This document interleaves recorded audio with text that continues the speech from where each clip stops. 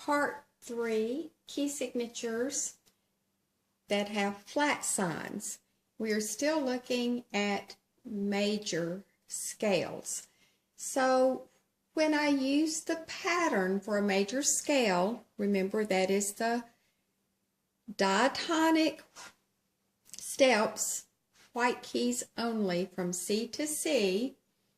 The pattern for that major scale is 2 whole steps followed by a half, 3 whole steps followed by a half. When I do that on letter F, the keys that I play will be F, G, A, B flat, C, D, E, F. So my F scale has B flat, and that is what you'll see in the key signature. So we'll place it. Remember, you can use your sentence, every good boy, and the little hump part is the locator for line B. So there's my B flat. And if I want to place it on the bass, remember, if it's the third line here, it will be the second line in the bass. So this is the key of F.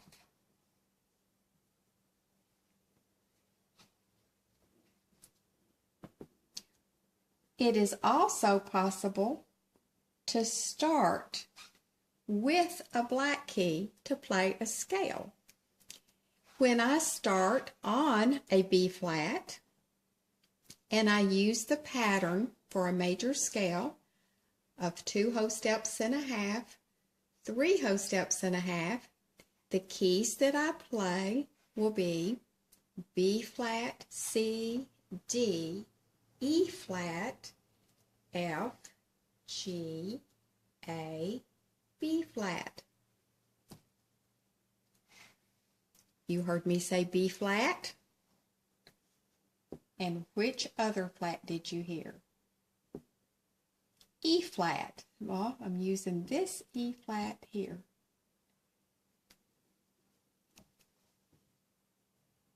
I have to drop it 1. It's on the 3rd line. It will now be on the 2nd line. The 4th space in the bass will be the 3rd space. So this is the key of B flat.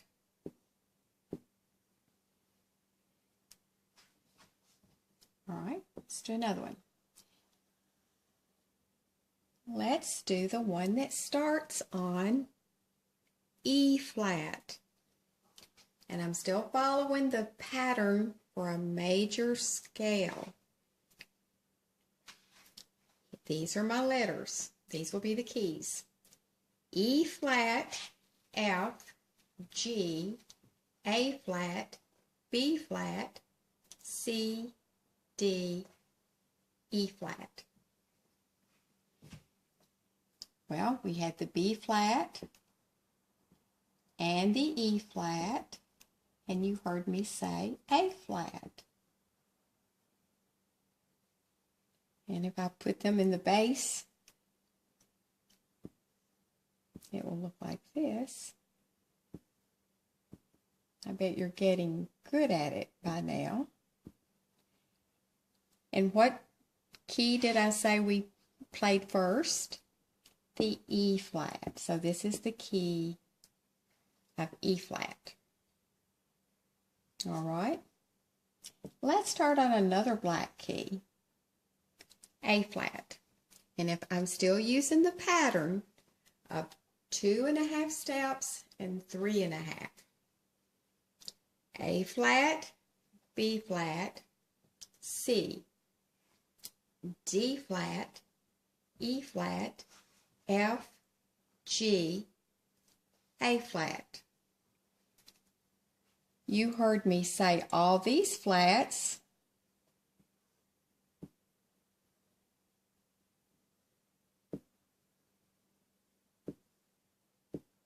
And one more. Did you hear the D? B, flat, E flat, A flat, and D flat. And what key did we say we started on? A flat. So this is the key of A flat. All right, let's do another one. What's the total number of flats we can have in a key signature? 7, because there's 7 different letters that we can use. All right. I'm going to begin with the key D flat. And I'm plugging in the same pattern for a major scale. The keys are D flat, E flat, F, G flat, A flat, B flat, C, and D flat. All right, you heard me say the B flat was part of it.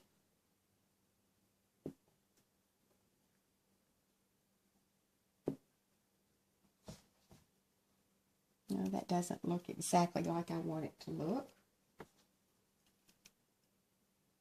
The little hump needs to kind of encircle that line, okay? Making a mess. Okay, B flat,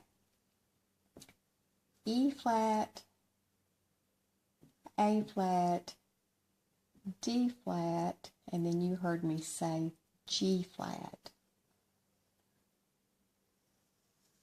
So this was the key of D flat. Now, how do I put these on the bass? I drop it one liner space. So this will be the second line,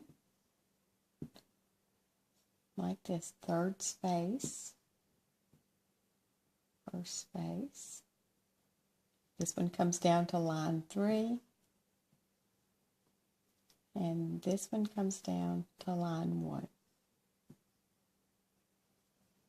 Okay.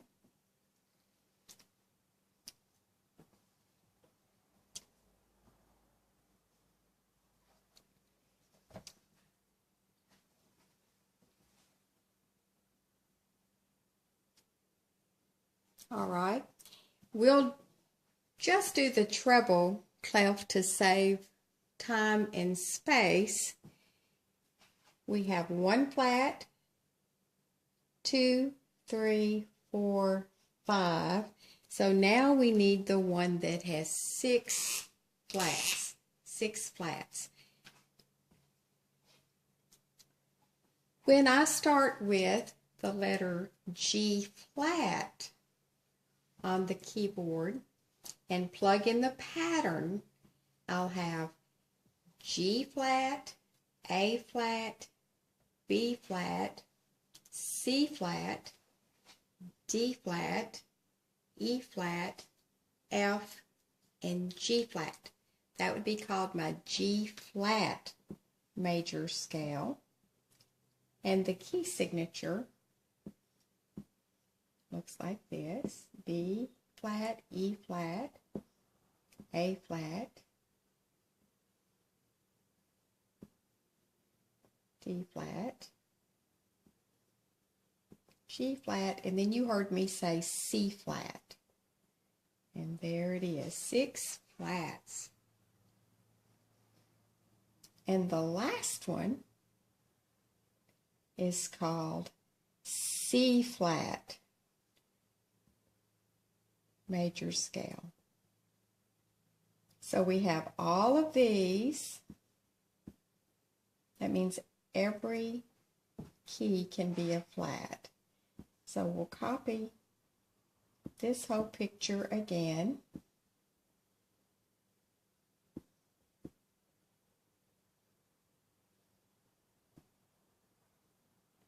And the last one is F flat. Okay, so there you have all of your key signatures for the flat. Now, let's find out if there is a trick.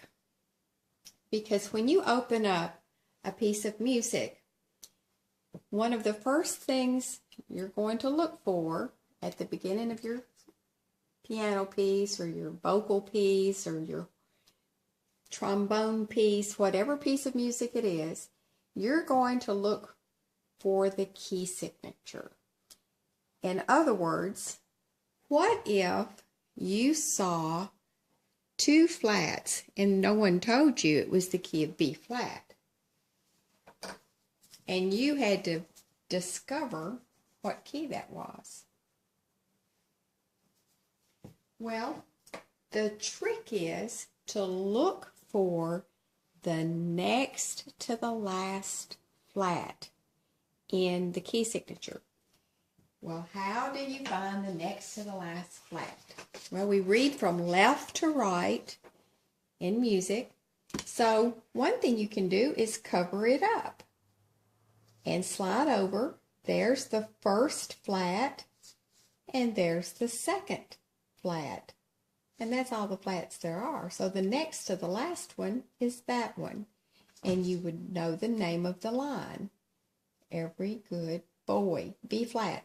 So you'd say, oh, I'm in the key of B flat. Now that is if you're in the major. Okay. Does that work for the one that has three flats? Well, it surely does. All right. So let's say the E flat was not there. You would cover them up. First flat, second flat, third flat. Well, my next to the last one was the second one, and that is a E flat. So you're in the key of E flat. Does it work for this one? Absolutely. You can cover them up. First, second, third, fourth. So my third one would be the next to the last one, and it is A flat. So if you go through those flats, you'll discover that that will be the trick. The next to the last flat tells you the name. There's only one on the board that doesn't work. Can you figure out which one doesn't work? The first one. Why? Because there's not a next to the last one. You just have to remember that one. The key of F has one flat. And you just memorize that one. I cannot think of another way to do it without making it too difficult. Now we're going to look at some other comparisons between your key signatures that are flats and the ones that are sharps in the next part.